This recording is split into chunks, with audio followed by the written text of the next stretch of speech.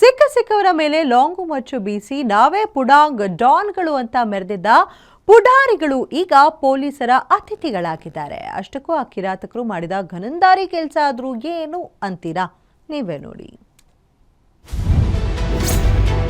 ಅವರಿಗೆ ಏರಿಯಾದಲ್ಲಿ ಹವಾ ಮೇಂಟೈನ್ ಮಾಡೋ ಹುಚ್ಚು. ಸಿಕ್ಕವರ ಮೇಲೆಲ್ಲ ಬೇಸಿದ್ದರು ಲಾಂಗು ಮಚ್ಚು. ಓರ್ವನ ಮೇಲೆ ಅಟ್ಯಾಕ್, ಅಂಗಡಿಗಳ ಗಾಜು ಪೇಸ್.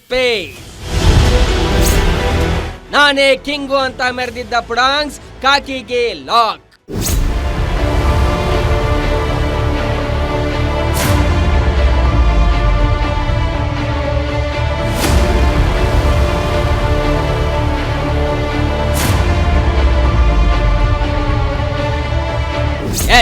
ಬೆಂಗಳೂರಿನ ಕತ್ರಿಗುಪ್ಪೆ ಏರಿಯಾದಲ್ಲಿ ಮೊನ್ನೆ ನಡೆದಿದ್ದ ಘಟನೆ ಇದು. ಲಾಂಗು ಮಚ್ಚು ಹಿಡಿದು ಪುಡಾರಿಗಳು ಮಾರಣಾಂತಿಕ ಹಲ್ಲೆ ನಡೆಸಿ ಅಟ್ಟಹಾಸ ಮೆರೆದಿದ್ದರು. ಹವಾ ತೋರಿಸಲು ಯತ್ನಿಸಿದ ಪುಂಡರ ಗುಂಪೊಂದು ಬಶೀರ್ ಮತ್ತು ಸುಹಾಸ್ ಎಂಬುವರ ಮೇಲೆ ಭೀಕರ ದಾಳಿ ನಡೆಸಿತ್ತು. ಅಟ್ಯಾಕ್ ವೇಳೆ ಸುಹಾಸ್ನನ್ನೇ ಪ್ರಮುಖವಾಗಿ ಗುರಿಯಾಗಿಸಿ ದಾಂಧಲೆ ನಡೆಸಿದ್ದಾರೆ. ಸದ್ಯ ಘಟನೆ ಬೆನ್ನಲ್ಲೇ ಕೃತ್ಯ ನಡೆಸಿದ್ದ ರೌಡಿ ಶೀಟರ್ ವೆಂಕಟೇಶ್ ಅಲಿಯಾಸ್ ಕಾಡು, ಗಿರೀಶ್ ಅಲಿಯಾಸ್ ಚೋಟಾ, ಸುರೇಂದ್ರ ಅಲಿಯಾಸ್ ಸೂರಿ, ಚಂದನ್ ಅಲಿಯಾಸ್ ಸನ್ನ, ಗಣೇಶ್, ಮೋಹನ್ ಎಂಬಾತರನ್ನ ಖಾಕಿ ಬಂಧಿಸಿದೆ.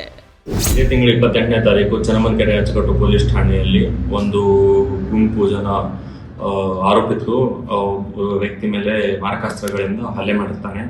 ಅದ್ರ ಜೊತೆಗೆ ಸುಮಾರು ಅಂಗಡಿಗಳಿಗೆ ಹಾನಿ ಉಂಟು ಮಾಡಿರ್ತಾರೆ. ಆಮೇಲೆ ಗಾಡಿಗಳಿಗೆ ಮೇಲೆ ಜಖಂ ಮಾಡಿರ್ತಾರೆ.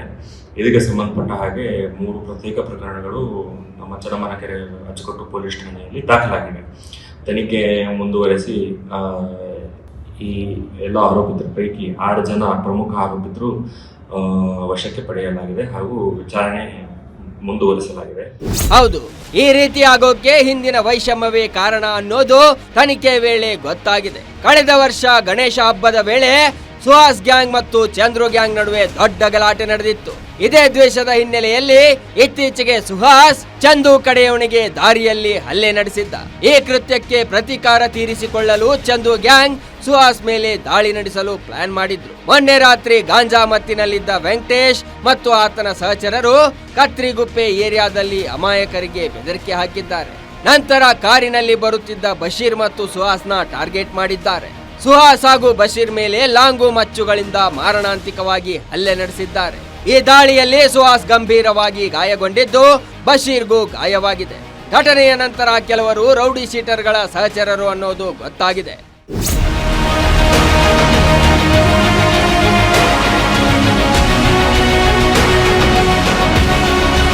ಸದ್ಯ ಸಿಸಿಟಿವಿ ದೃಶ್ಯಾವಳಿ ಆಧರಿಸಿ ಆರೋಪಿಗಳನ್ನ ಬಂಧಿಸಿರೋ ಪೊಲೀಸರು ತನಿಖೆ ಮುಂದುವರಿಸಿದ್ದಾರೆ. ಅದೇನೇ ಇರಲಿ, ಚಿಕ್ಕ ವಯಸ್ಸಲ್ಲಿ ಈ ರೀತಿಯಾಗಿ ವಿಕೃತಿ ಮನಸ್ಸು ಇದ್ರೆ ಮುಂದಿನ ದಿನಗಳಲ್ಲಿ ಸಮಾಜಕ್ಕೆ ಇಂಥವರು ಮಾರಕ ಆಗೋದು ಖಂಡಿತ. Ajay Gowda, crime bureau, guarantee news.